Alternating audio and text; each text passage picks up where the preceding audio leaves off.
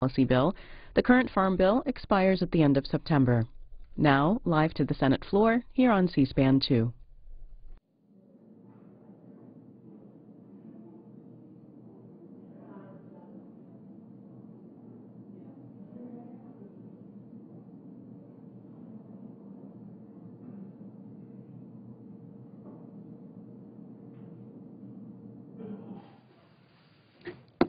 The Senate will come to order. The chaplain, Dr. Barry Black, will lead the Senate in prayer.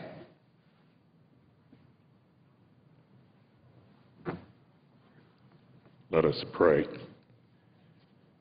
Eternal God, help our lawmakers to remember today the great unseen cloud of witnesses who compass them about. May the memories of those who in every age and generation sacrificed for freedom inspire our senators to do justly, love mercy, and walk humbly with you. Lord, give the members of this body the integrity to walk worthily of those in whose unseen presence they live.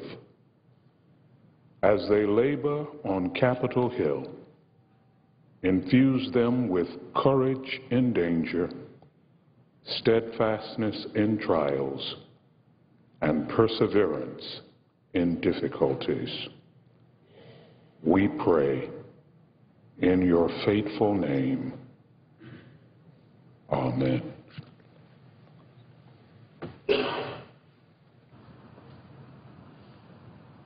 Please join me in reciting the Pledge of Allegiance. I pledge allegiance to the flag of the United States of America and to the republic for which it stands, one nation, under God, indivisible, with liberty and justice for all.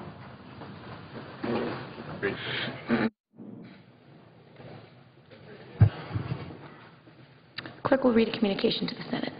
Washington, D.C., June 6, 2012. To the Senate. Under the provisions of Rule 1, Paragraph 3 of the Standing Rules of the Senate, I hereby appoint the Honorable Kirsten E. Gillibrand, a senator from the state of New York, to perform the duties of the chair. Signed, Daniel K. Inouye, President pro tempore. Madam President. Majority Leader. I move to proceed to calendar number 415, S3240. The clerk will report the motion. Senator from Nevada, Mr. Reed, moves to proceed to calendar number 415, S3240, a bill to reauthorize agricultural programs through 2017 and for other purposes. Madam President, we're now on the motion to proceed to the Farm Bill. I now ask unanimous consent that today at 4:00 p.m. the Senate proceed to executive session to consider calendar number 610. There will be 90 minutes for debate. That will be equally divided in the usual form. Upon the use or yielding back of that time, the Senate proceed to vote with no intervening action or debate on the nomination. The motion to reconsider be considered made and laid on the table. That there be no intervening action looks like we have a little typographical error here. There will be 90 minutes for debate, equally divided in the usual form, that upon the use or yielding back of that time, the Senate proceed to vote with no intervening action or debate on the nomination. The motion to reconsider be considered made and laid on the table. There be no intervening action or debate, that no further motion be in order. Any related statements be printed in the record, and the President be immediately notified of the Senate's action, and the Senate then resume legislative session. Is there an objection? No objection being heard, so ordered. Pardon me? No objection being heard, so ordered. Thank you, Madam President.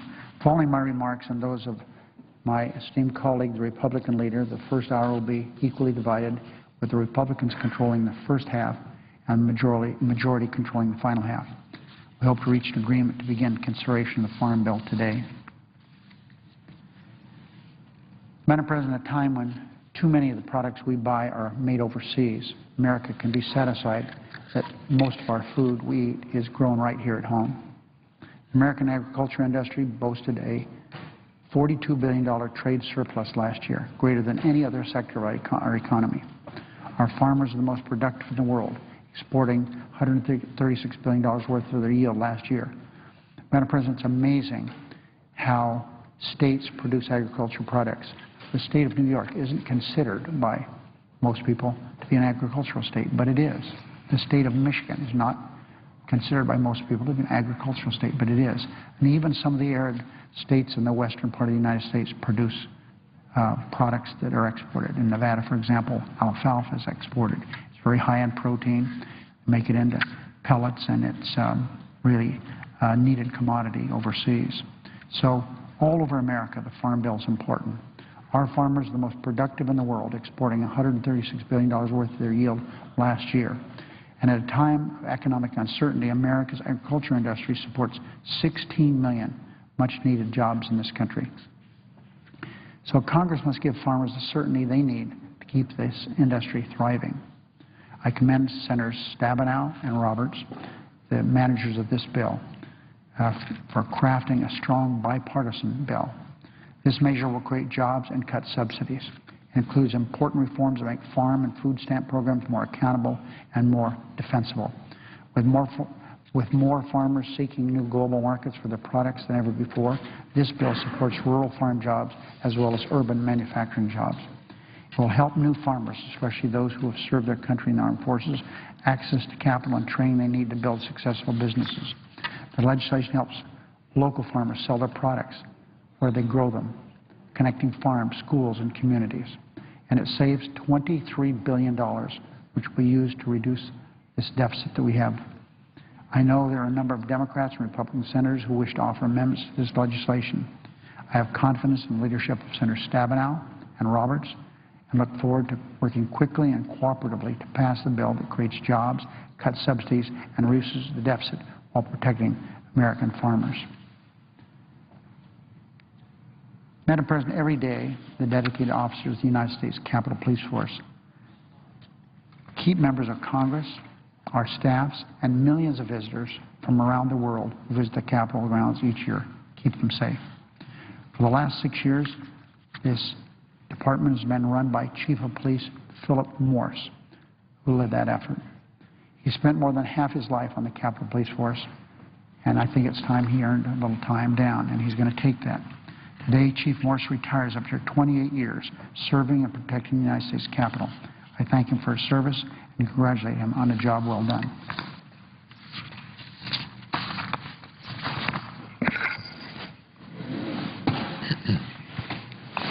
Madam President. Republican Leader. Today, on the 68th anniversary of D-Day, I'm honored to recognize a distinguished group of World War II veterans from my state of Kentucky who have come to our nation's capital today to visit the World War II Memorial on the Mall that they helped to inspire. Thanks to the noble work of the Honor Flight program and leaders of its Bluegrass chapter, including Brian Duffy, these brave patriots, along with their brothers in arms from the Korean War, will have the opportunity to see the national memorials built in their honor today. Over the years, the Bluegrass Honor Flight chapter has brought some 1,100 veterans, most of them from Kentucky, to Washington for this purpose. This program provides transportation, lodging, and food for the veterans. Without Honor Flight, most of these veterans would otherwise never be able to visit the Capitol or to see the World War II Memorial.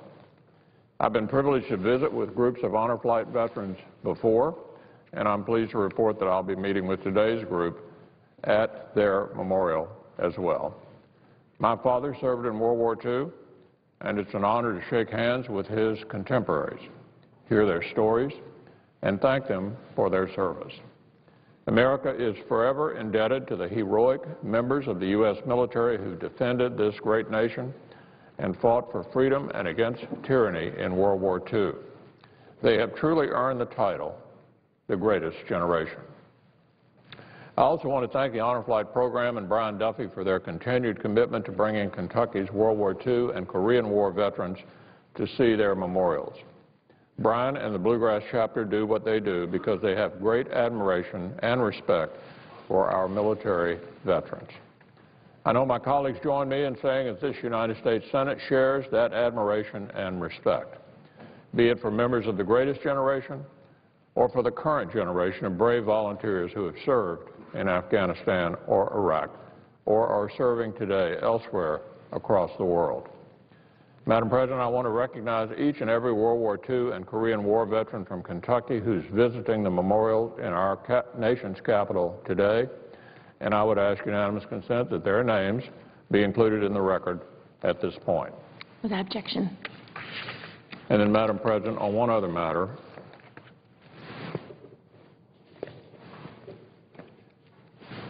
today I'm introducing a resolution congratulating the U.S. Chamber of Commerce on defending and advancing free market principles for the past 100 years.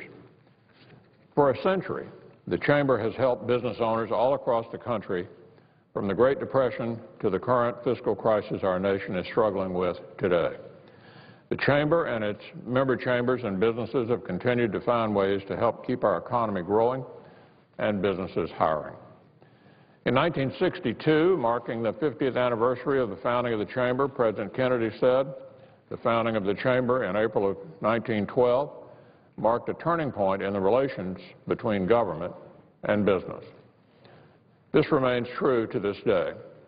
When the Chamber turned 70, President Reagan joked, "I remember the day you started. And like good wine, you've grown better, not older." He then quipped, "The membership of the Chamber of Commerce of the United States is the only thing that's grown faster than the federal government. Thank heaven." The free enterprise system is the backbone of the American economy, and nobody embodies it more than the U.S. Chamber of Commerce. So on the year marking the 100th anniversary, I, along with my colleagues, want to extend our heartfelt thanks and appreciation for all the work you do to help businesses grow and create jobs. Through your efforts, millions of Americans have been able to pursue and achieve the American dream. To the U.S. Chamber of Commerce, thank you for your contribution to society, and congratulations on 100 years of representing and advocating for job creators across our country. Madam President, I yield the floor. Under the previous order, the leadership time is reserved. Under the previous order, the following hour will be equally divided and controlled between the two leaders or their designees, with the Republicans controlling the first half and the majority controlling the final half. I suggest the absence of quorum. Clerk will call the roll. Mr. Akaka.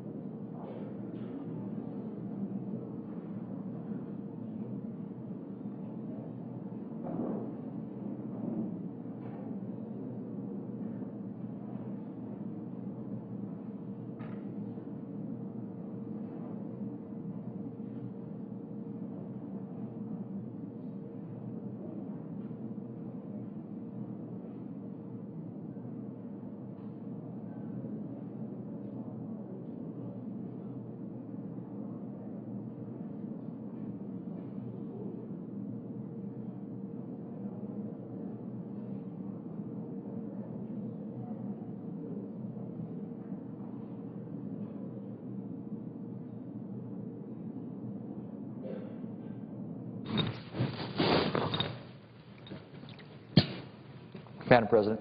Senator from South Dakota. Madam President, I ask unanimous consent that the quorum call be dispensed with. Without objection. And I ask unanimous consent that I be allowed to speak as if in morning business. Without objection. Madam President, I come to the floor today to talk about the significant uncertainty surrounding sequestration and its threat to our economy.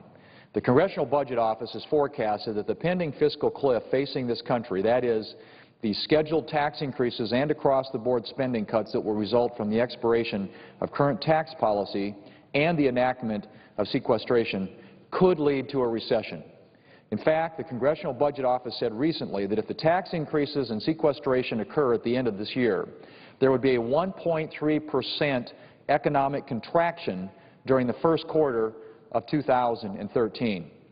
Now, Madam President, that would argue, I believe, for extending the existing tax rates. I think the uncertainty associated with the tax rates perhaps expiring at the end of the year, or at least businesses not knowing what's going to happen, is creating a real problem and a real cloud out there in the economy. And I think it's really important that there be economic certainty for people in this country, particularly for investors, for our small businesses.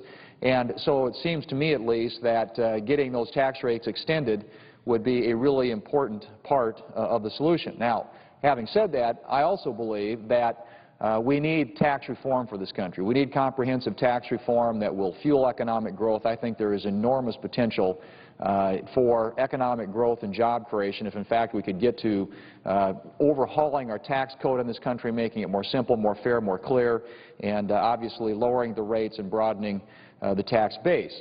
But until that happens, we need certainty, which means we need to get the tax rates, the existing tax rates, extended. I hope we can do that sooner rather than later, because I think the longer we wait, the greater we put at risk our economy and what could happen if we don't act. And so that's one component of the fiscal cliff.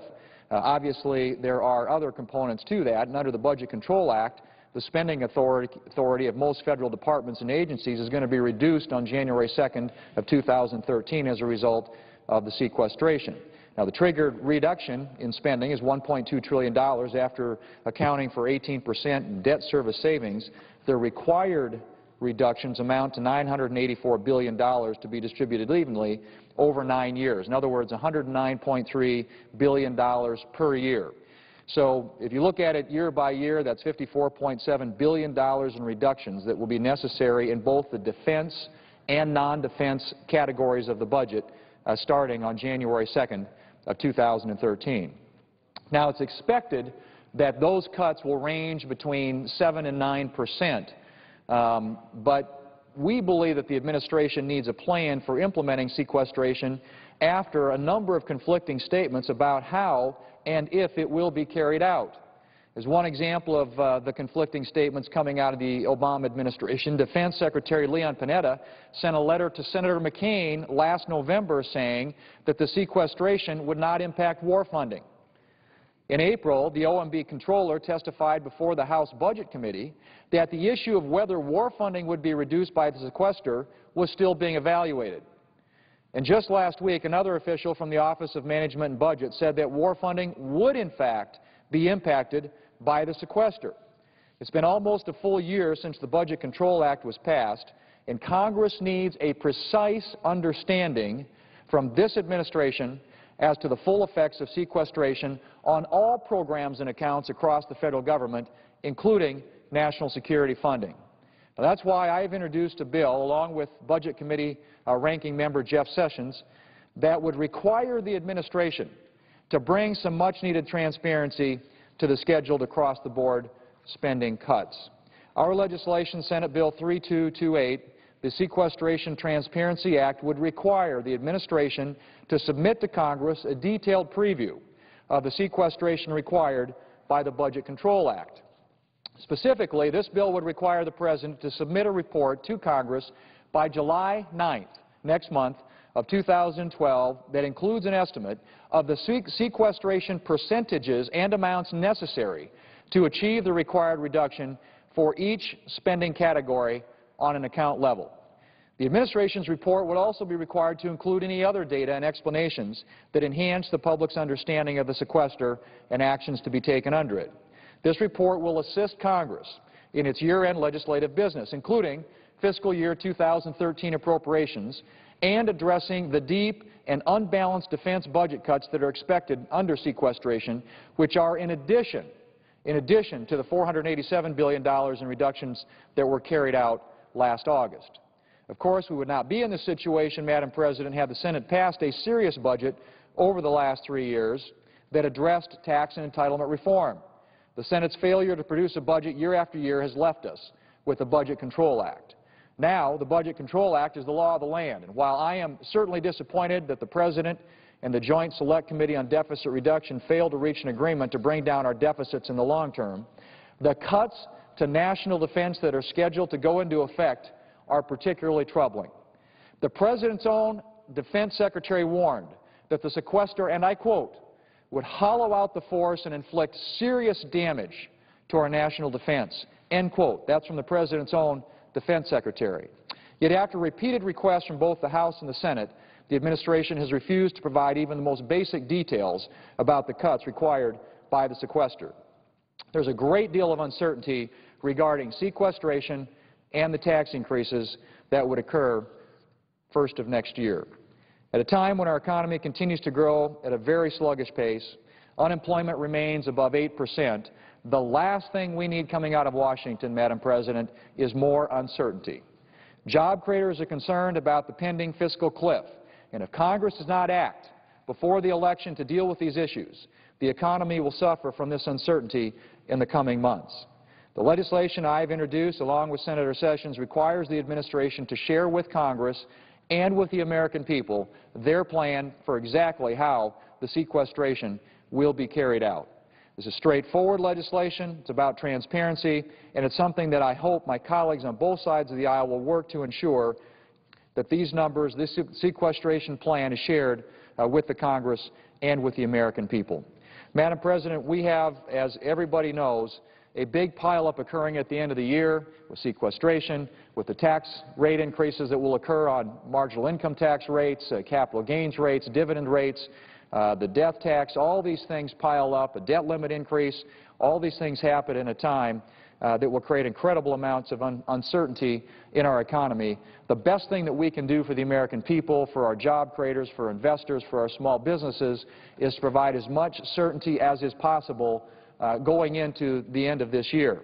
And it seems to me, at least, that that starts with ensuring that we have a plan coming out of the administration that specifically clarifies how this sequestration would be implemented so that Congress can react accordingly, hopefully before the end of the year and hopefully sometime in the next few months, perhaps as a part of our appropriations process this year.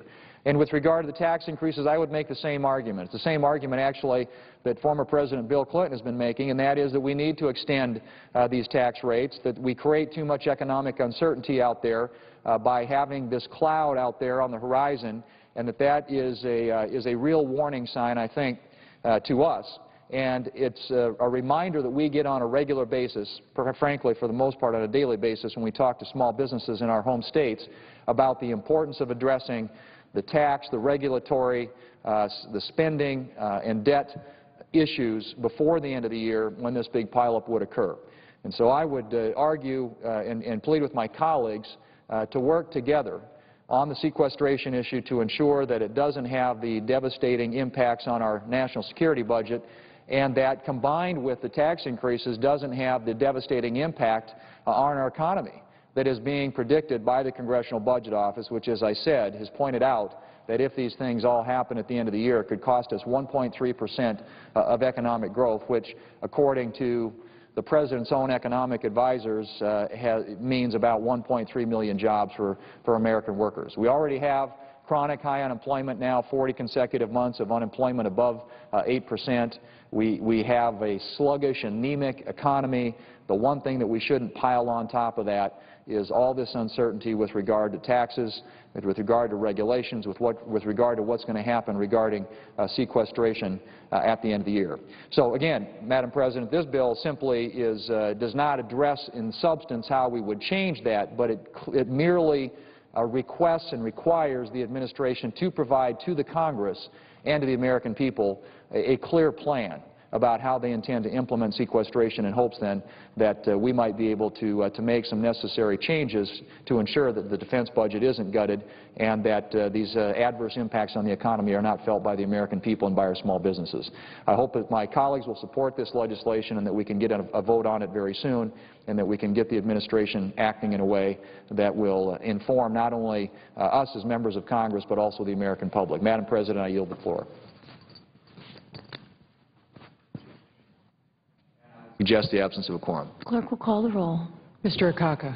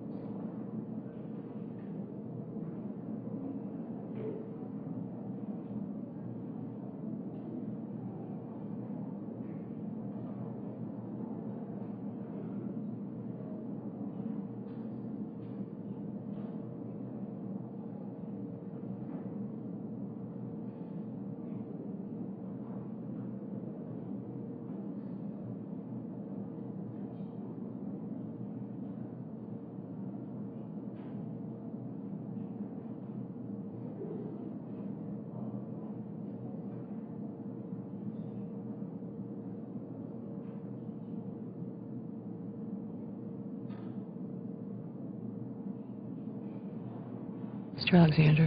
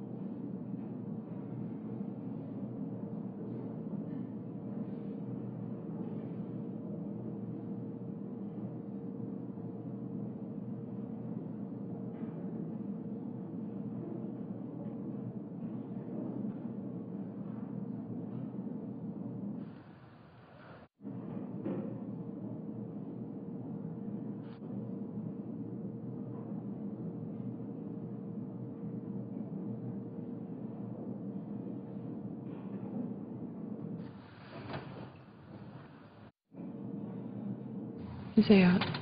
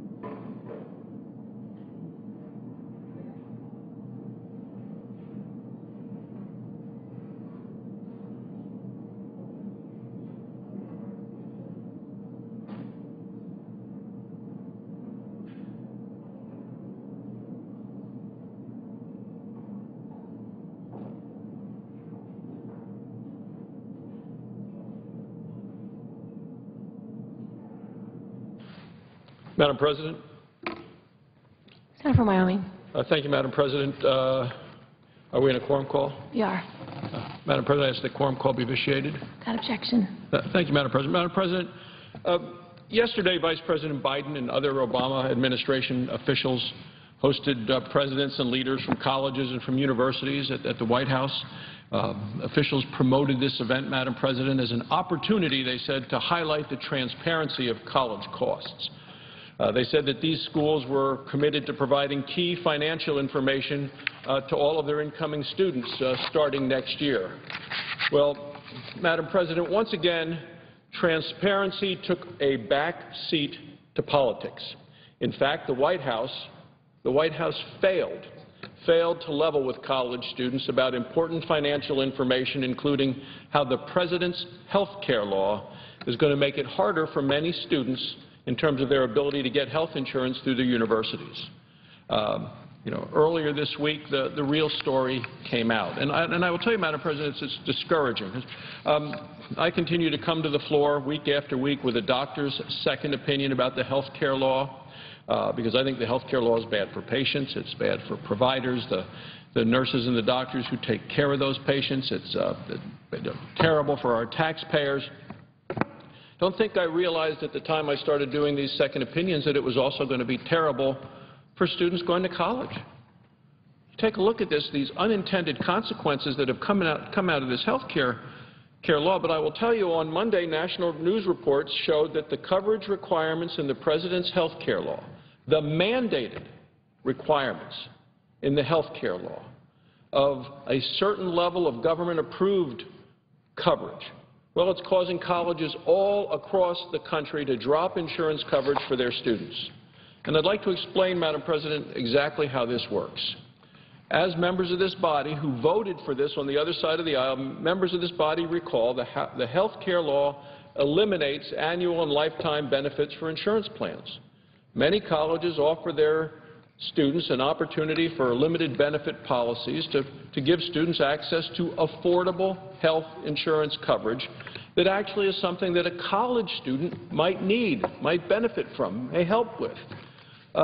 You know, these are the same benefit plans that have been popular with many unions across the country. The plans were so popular that the administration issued over 1,700 waivers, which impacted over 4 million Americans. These Washington waivers ensured that people who got their insurance through certain corporations and unions wouldn't lose the coverage they had in the lead up to the full implementation of the health care law. Well, over half of these waivers were granted to individuals who received their insurance through their union, so these individuals wouldn't lose their coverage during the time when the unions were saying, this health care law is too expensive for us. We don't want to live under these mandates. We can't afford it. Well, the colleges are finding the same situation, but unlike the unions, the colleges aren't eligible to apply for these special administration waivers from the health care law. So students across the country are suffering the consequences. This year, because of the President's health care law, these students are not going to be able to purchase or afford coverage through their schools. Schools are faced with two options. One is raise premiums dramatically, drastically, or just don't offer the health insurance programs that students like, their parents like, the universities like to provide. Too bad, the President of the United States and the Democrats who voted for this health care law essentially have said. So let's give an example from New York State. The State University of New York in Plattsburgh offered students coverage in the past $440 a year. Next year, policies will cost anywhere between $1,300 and $1,600 per student per year. That's an increase 4 times, almost 400%. Why? Because the students are going to end up paying for a lot of insurance that they don't need, they don't want, they possibly can't afford, but yet the President mandates that they get this high level of insurance coverage, even though it's something that the people at the university think their students don't need. Universities don't have a choice. The President makes those decisions. Not the President of the university, the President of the United States. The University of Puget Sound in Washington was able to offer its students insurance last year for $165, insurance that they felt was helpful to the students. Next year, to comply with the President's health care law, the mandated high levels of coverage, they estimate a policy will now cost between $1,500 and $2,000. So since the Obama administration's mandates were so expensive, what's the University of Puget Sound going to do? Well, they announced that they will not be offering any insurance coverage to any students next year. Decision made by the university. It is clear that the President's health care law leaves many students with two bad choices. They can either be forced to pay vastly increased premiums or basically will lose access to coverage altogether.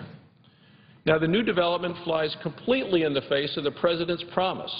The President said if you like what you have, you can keep it. But let's specifically go to the President's exact promise, which was, quote, no matter how we reform health care, the President of the United States said, we will keep this promise.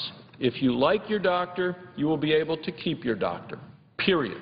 He went on to say, if you like your health care plan, you will be able to keep your health care plan, period, he said. He then said no one will take it away, no matter what. He said, my view is that health care reform should be guided by a simple principle.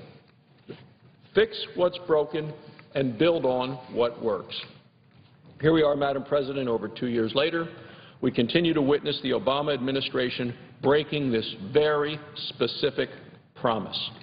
Now we can add college students to the long list of people who found out the reality doesn't match President Obama's rhetoric.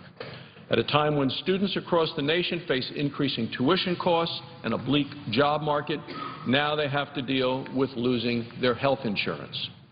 Each day it becomes more obvious that the Obama economy, which includes the President's health care law, has made life worse for millions of Americans. It can't continue, Madam President. If the Supreme Court doesn't completely repeal this health care law, Congress needs to do it. Republicans are committed to repealing this law and replacing it with step-by-step reforms. We will continue to help Americans of all ages work to get the care they want from a doctor they choose at a lower cost. Thank you, Madam President. I yield the floor. Note the absence of a quorum. Clerk will call the roll. Mr. Akaka.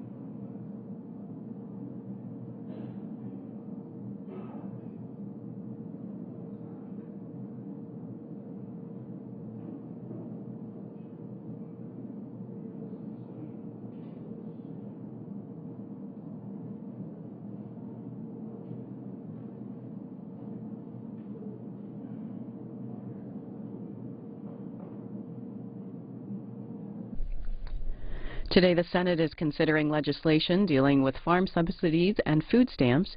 The current farm bill expires at the end of September. For more about the bill, we spoke to a Capitol Hill reporter.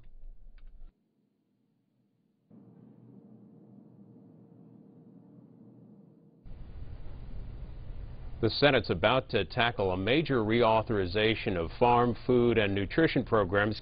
Kelsey Snell with the National Journal Daily. Tell us about some of the major issues that will come up during this debate.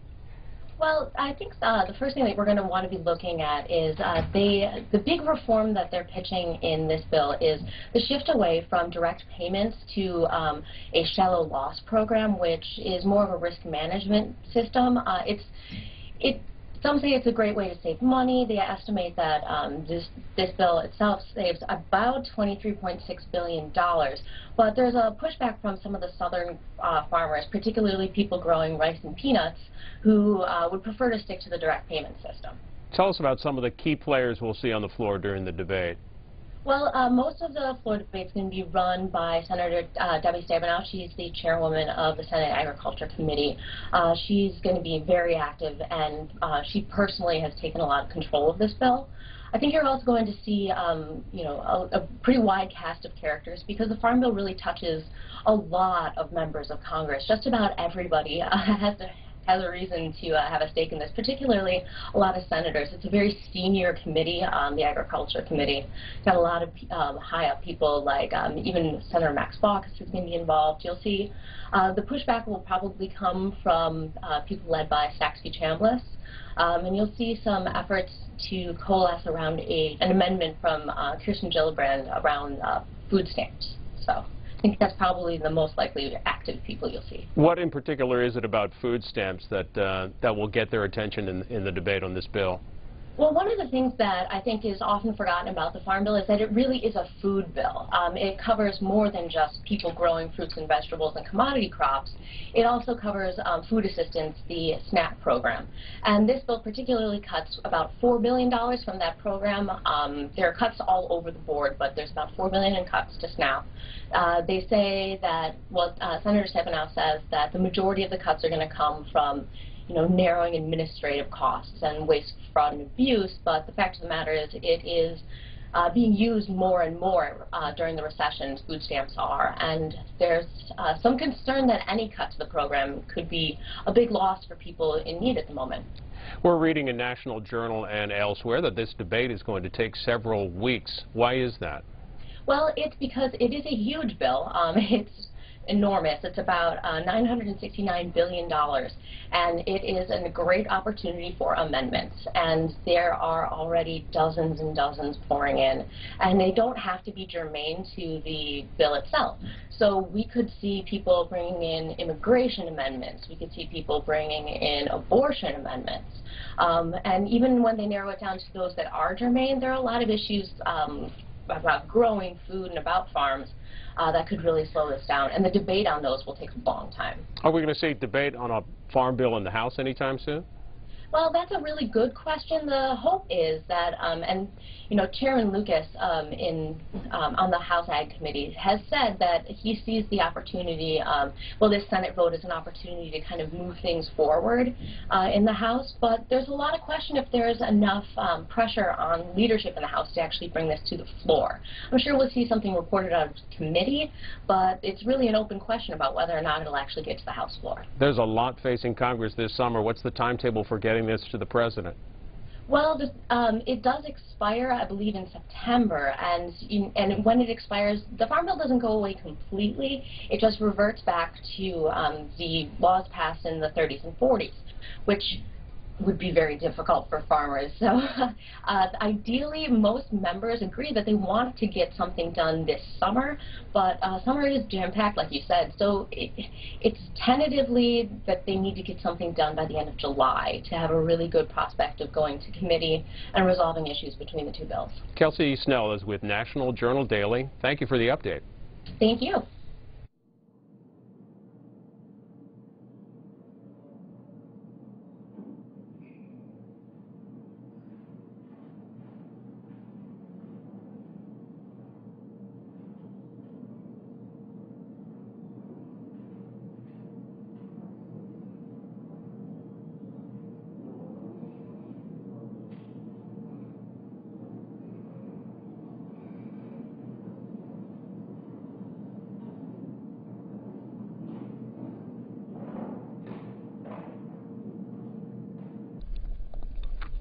This is what's happening over in the House.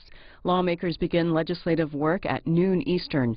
Several spending bills on their schedule, one dealing with energy and water programs, and later funding for the Department of Homeland Security.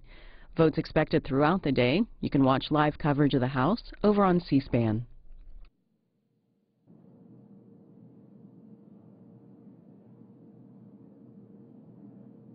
Mr. Alexander.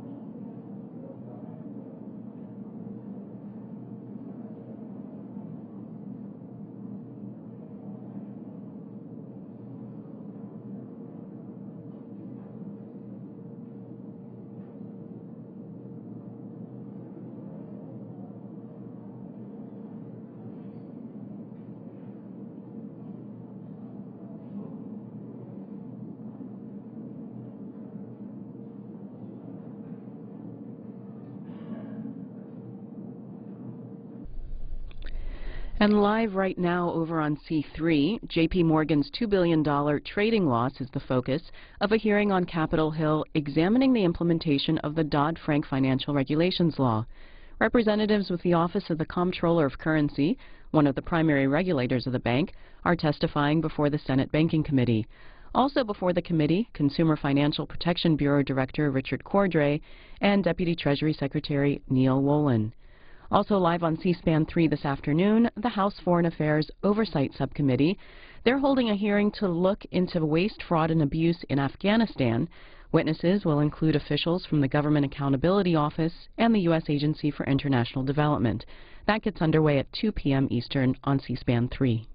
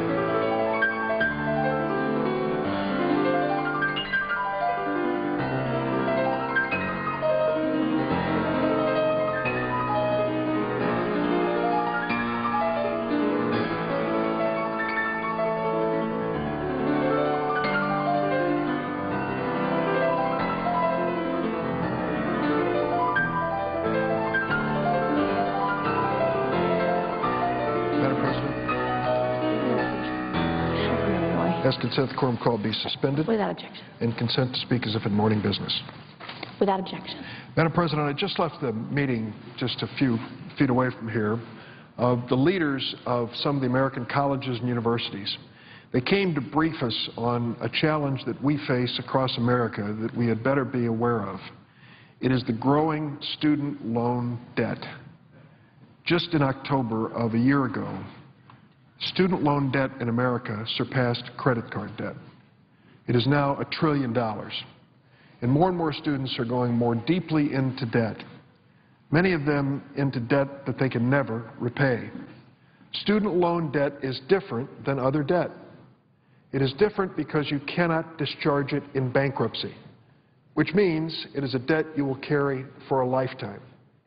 Imagine that you're 19, 20 years old, that you've been told as long as you've been on this earth that education is the key to the future, and you're sitting across the table from the financial counselor who says you've just been accepted at this college, all you need to do is just sign up right here for a loan. What's the natural instinct? Of course, it's to sign on the dotted line. I'm doing what I was told to do. I'm going to the best school I can get into. I'm going to borrow the money and make it happen. and my life will be successful, and I'll pay the money back. Well, the formula is right, but there are problems. If you drop out of school, you end up with no diploma, just debt.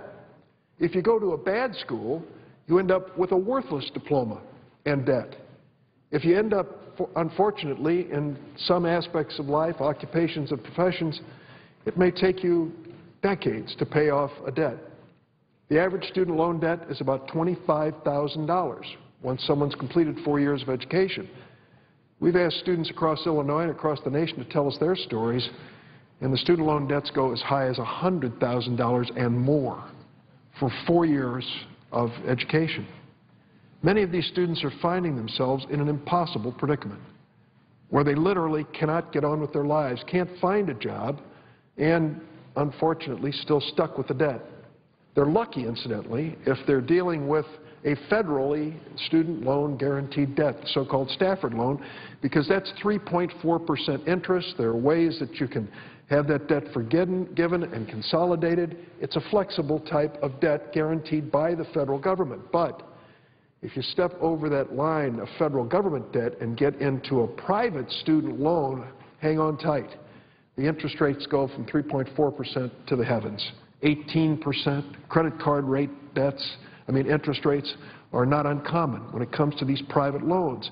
And students find themselves being swallowed by debt that they can't repay, that is unfortunately compounded and just goes from bad to worse to even worse. Students I've run into thought they were doing the right thing. They went to some of these worthless for-profit schools. You can hardly avoid them. If you get on the internet and punch in the search engine for college or university, hang on tight. You're about to be inundated with ads for profit schools that tell you just how easy it is to get a college diploma. All you have to do is sign up. They used to run an ad here on one of the television stations in Washington. It showed a pretty young girl, and she was lounging on her bed with her laptop computer, and she says, "I'm going to college in my pajamas." That kind of a come-on to suggest that you can get a worthy college diploma through a for-profit school, unfortunately lures many of these kids into a mountain of debt and worthless diplomas from this for-profit industry, the most heavily subsidized private business in America. 90% of the money that for-profit schools have in revenue comes right from the federal government.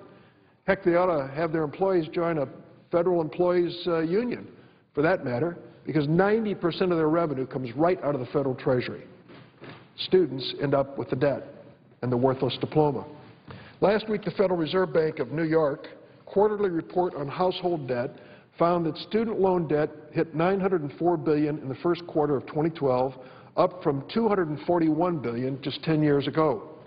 That's a 275% increase since the same period in 2003.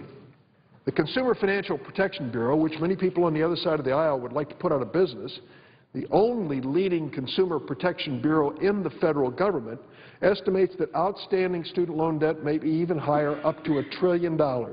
Students continue to pile on the debt, even as most Americans cut back on other forms of credit, such as mortgage and credit cards. According to a senior economist at the New York Federal Reserve Bank, it remains the only form of consumer debt to substantially increase since the peak of household debt in 2008. The hole just gets deeper for students and the families borrowing money for higher education.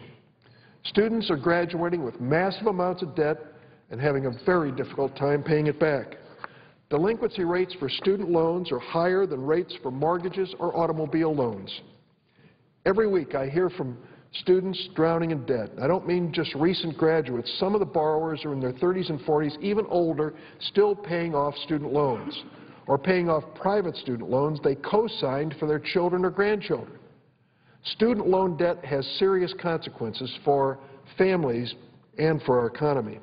In a recent survey of college graduates by Rutgers University, 40% of the participants said they delayed making a major purchase like a home or a car because of student debt.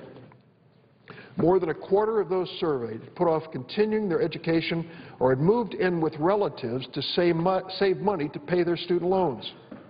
Private student loans don't come with the same consumer protections and payment plans that federal loans offer. Senator Tom Harkin of Iowa, chairman of our Senate Education Committee, introduced a bill with me to help families understand the difference between the federal student loan and private student loans. We call it the Know Before You Owe Private Student Loan Act. It would require private student loan lenders to confirm that the potential borrower's enrollment status and cost of attendance. The bill would also require the institutions to counsel students about the difference between federal and private student loans. Many students just don't know the difference. The come on is, listen, we've only got one sheet of paper you need to fill out. You'll get a private loan. Or do you want to go to 5 sheets of paper over here for the federal government? This is easier, but a debt that's going to be much more serious for you in years to come.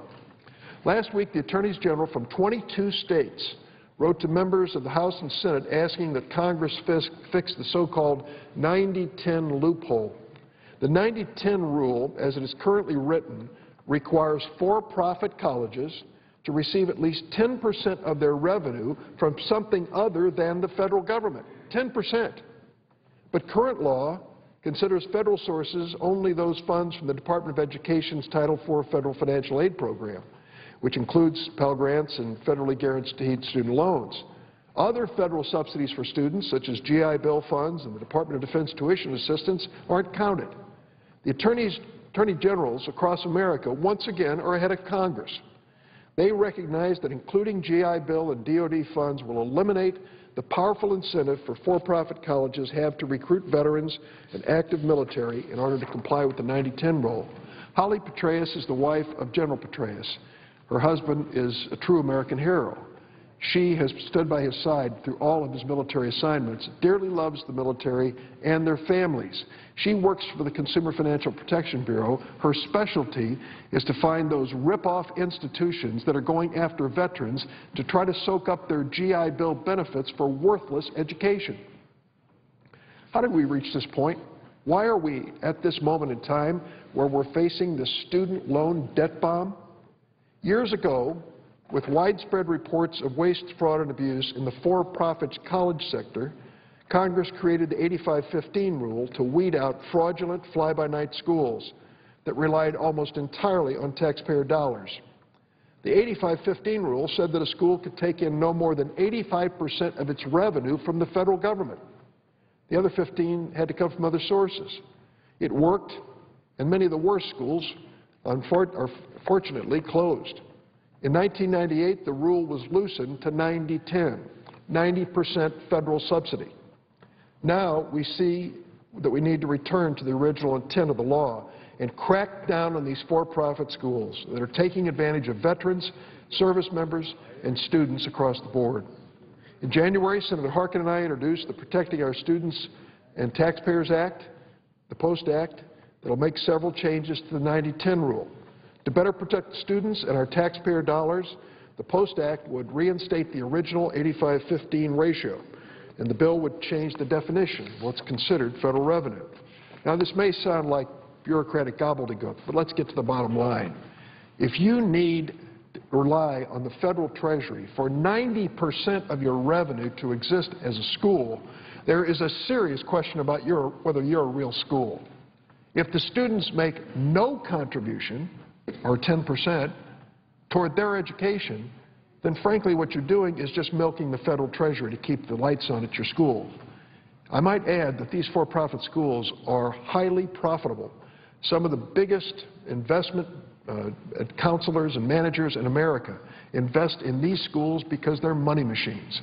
It just brings in money directly from the federal government with no guarantee that the students are going to end up with an education. The numbers I return to time and again tell the story. 10% of the students finishing high school, 10%, end up in for-profit schools, 10%. Yet these for-profit schools eat up 25% of all federal aid to education. They're sucking in the Pell Grants and the Stafford loans. And then hang on. They have a student loan default rate almost twice the level of other colleges and universities. What does that tell you? They have come up with an economic model which reaches deep in the Treasury to bring in money to keep the lights on and to pay their CEOs very, very generous salaries. They are also, of course, loaning money to students and those students are defaulting, unable to repay their student loans at twice the rate of other colleges and universities. Now, you would say to yourself, well, Senator, if that's the case, why don't you do something about it? The problem is the for-profit school industry in America is one of the most politically wired industries in this country. They have friends in high places, and it's very difficult to get reform legislation through the House or the Senate when they are so politically connected. Yet, Senator Harkin and I believe that it's worth the effort, and we're going to ask our colleagues to join us in that effort. What's worse is that students are aggressively recruited to attend these colleges, lured into taking out massive amounts of debt, and may not even graduate. Think about that. A study published earlier this year by the education sector shows that the borrowers who drop out are more than 4 times more likely than those who graduate to default on their college loans because they're more likely to be unemployed and earn less when they do get a job. The dropout rates rose across all kinds of colleges, but the biggest increases were found in the for-profit 4-year institutions, where a staggering 54% of those who had borrowed to pursue a bachelor's degree dropped out of school, more than half. The study showed that 16.8% of dropouts defaulted on their loans, compared with 3.7% of those who graduated. What difference does it make to these for-profit universities? They got their money. Alexander Brooks recently contacted my office about his student debt. Alexander's from Normal, Illinois, graduated in 2006 with a degree in computer networking from ITT. That's a for-profit institution. Alex never got a job in his field. He drives a school bus to pay his rent, even though he has this degree, so-called degree in computer networking. He said he'd like to get married to his longtime girlfriend, but he doesn't want to have her share in the burden of his student loan debt. When asked about the quality of education he received from ITT, which you're going to find advertised on television every time you turn it on, here's what he said. ITT fell short of preparing me for what happens after graduation.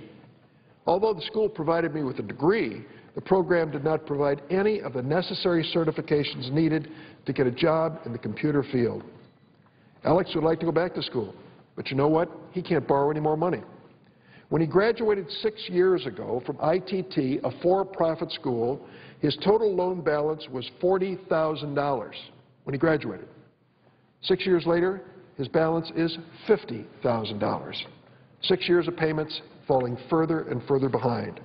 His private student loans have interest rates up to 9.25%, almost double the federal student loan rate. Alex isn't alone.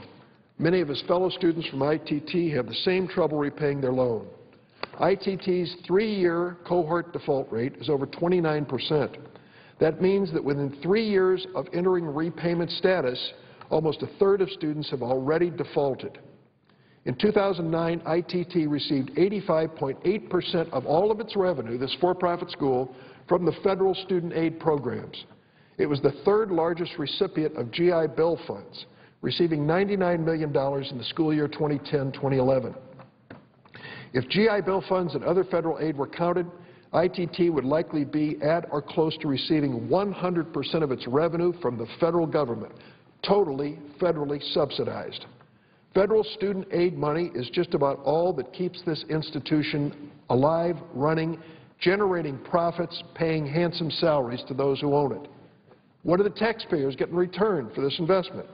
More Americans with student loan debt that they'll never be able to pay off? That's not a good deal for taxpayers or students. High student loan debt is not limited to for-profit college students. Students at private, nonprofit institutions graduate with an average of about $26,000 in debt. Students who graduate from public institutions graduate with an average of $15,600 in debt. What I say back home in Illinois, I hope some will listen to carefully. Education is critical for a student or person to succeed. I encourage people to pursue it. But go to the low-cost alternative if you haven't made up your mind or don't have a clear goal in front of you that is reasonable. Go to your community college. Start there. Learn what it means to go to college. You can do it at an affordable cost in your neighborhood, in your town, and then progress from the community college level to the right place for you. The students who sign up for these worthless for-profit schools or sign up for a heavy load of debt may find themselves in a terrible situation, and it's impossible for them to pursue a higher education. We have to do something to control the cost of post-secondary education, to ease the burden of student debt, and crack down on the aggressive recruiting practices used by these for-profit colleges by closing the 90-10 loophole. Congress should start by coming to an agreement on the student loan interest rate hike that will prevent the interest rates on subsidized federal student loans from doubling. Let me just close because I see my colleague from Rhode Island who's here. July 1st, the interest rate on federal loans, Stafford loans, will double from 3.4% to 6.8%. For a student borrowing $20,000 over the course of a four-year education, it means at 6.8% as opposed to 3.4%, they will be paying back $24,000 instead of $20,000. Why do we want to dig this hole any deeper for students across America? We have put an alternative on the floor to keep the interest rate low, and unfortunately, the other side has objected. I hope that we can work out a bipartisan, reasonable way to keep interest rates on student loans at a lower level. We owe it to these families and to these students. Madam President, I yield the floor. Madam President. Senator from Rhode Island. Madam President, let me first thank the distinguished senator from Illinois